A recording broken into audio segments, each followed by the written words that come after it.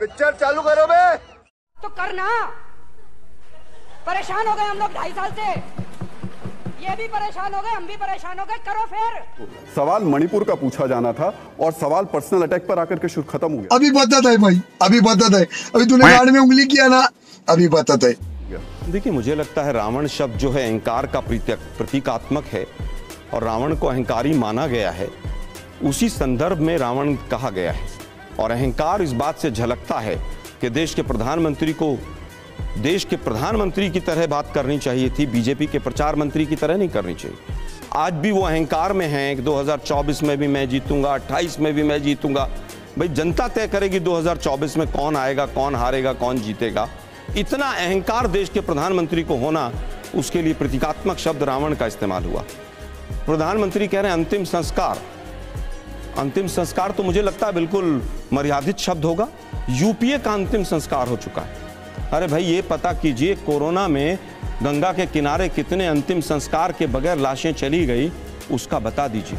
कितनी बिना अंतिम संस्कार के मणिपुर के अंदर कितने लोगों की हत्या हुई, उसको अंतिम संस्कार नहीं मिला, उसका बता दीजिए। आलोक जी, लेकिन एक सवाल का जवाब मुझे दे दीजिए। मैंने उस भाषा पे बात की है आपसे। भाषा पे तो आ रहा हूं। आप अगर उस भाषा का इस्तेमाल कर रहे हैं, मुझे इंडिया के जितने नेताओं ने इस बहस में हिस्सा लिया, एक आदमी बताइए जिसने देश सरकार को नहीं समझ में आ रहा, समझ गए हम। आप में से किस नेता ने देश में सरकार को, प्रधानमंत्री को, संसद में यह सलाह दी कि मणिपुर की समस्या का यह हल निकलना चाहिए, बजाय इसके कि देशद्रोही, रावण, अंधा, तमाम तरीके के शब्द इस्तेमाल हो गए, लेकिन किसी एक नेता ने यह बताया कि मणिपुर की समस्या का समाधान कैसे होना चाहिए? था वो विशुद्ध चूतिया लड़के हो तुम, चुप रहो।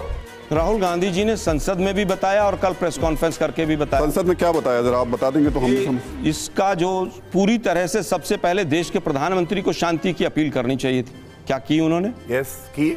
मैं फिर कहूंगा 90 दिन के बाद, पहले 78 दिन के बाद, एक मिनट सुनिए भाई, 90 दिन के अरे भाई सुनिए ना भाई, 90 दिन तक जब पूरा मणिपुर जल गया, उसके बाद आप आए।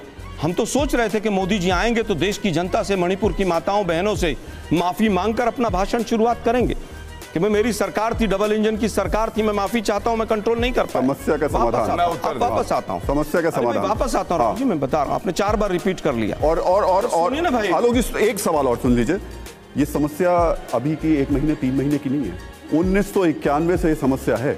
700 लोग 1991 में मारे गए थे। और जिस बहस की चर्चा आप बात कर रहे हैं, आप ही के एक एमओएस थे जिन्होंने जवाब दिया था। मनमोहन सिंह ने माफी मांगी थी, उनके वक्त में भी ऐसी स्थिति। मैं समझता हूं मनमोहन सिंह जी से कंपेयर ना करें तो बेहतर रहेगा। एक देश के प्रधानमंत्री का बड़प्पन होता है कि वो अपनी गलती माने, माफी मांगे, क्योंकि वो सत्तासीन है। इसीलिए रावण कहा गया कि रावण कभी माफी नहीं मांगता। उनके वक्त में भी हिंसा हुई थी। अरे भाई, एक बात बताइए राहुल जी, आपने 3 बार रिपीट किया, अब सुनिए जरा, आपका वर्जन क्या है?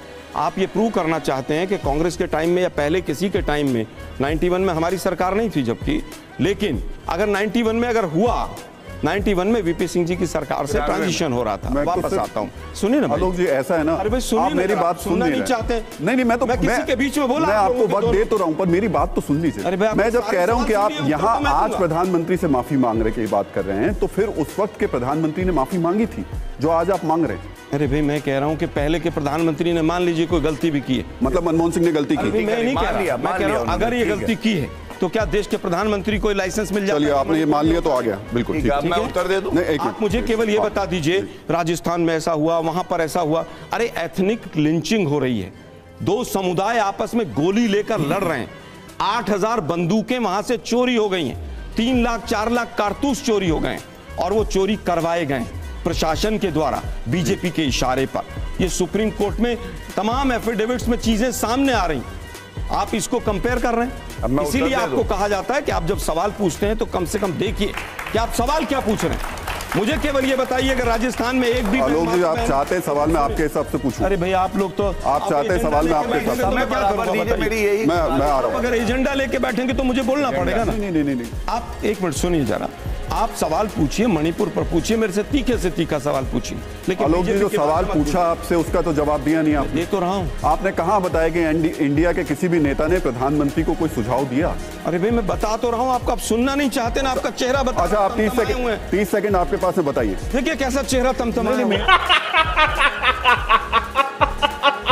मेरा नहीं तमतमाया, आलोक जी, परेशान आप हो जाते हैं। मैं परेशान नहीं, आप अचानक परेशान हो जाते हैं। शांति से खड़ा हूं, मैं तो सुन रहा हूं। चलिए बताइए। गौरव जी ने इतना लंबा लेक्चर दिया, 30 सेकंड। अच्छा टाइम कम है मेरे पास, 30 सेकंड में आप बता दीजिए क्या समाधान। बीच बीच में राहुल जी ने कितना मुझे रोका, आप लोगों ने देखा हो। हाँ, मैंने गौरव जी को भी रोका, ये आपने नहीं देखा। चलिए सुझाव की बात।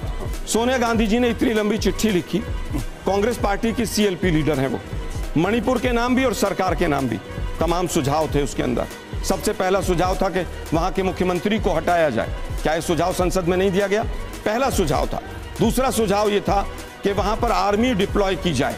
क्या दूसरा सुझाव यह नहीं था?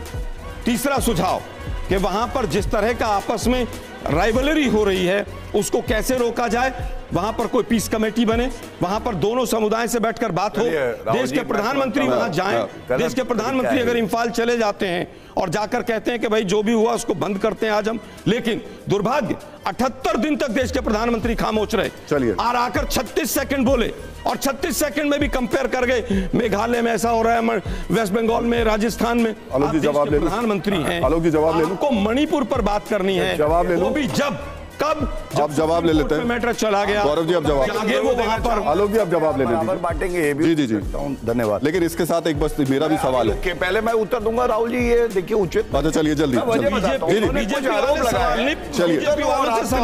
चलिए आप पहले आप जवाब दे दीजिए, फिर उसके बाद मैं पूछता हूँ। सबसे पहले देखिए, एक बात बताना बड़ा आवश्यक है। सवाल तो पूछ लीजिए एक आध भाई। मणिपुर बहुत पूछ लिया आलोक जी, मणिपुर के लोगों ने, दिक्कत यह है कि आपकी तरह वो अबे जल्दी बोल, कल सुबह पनवेल निकलना है। नाराज नहीं हो जाते हैं जी।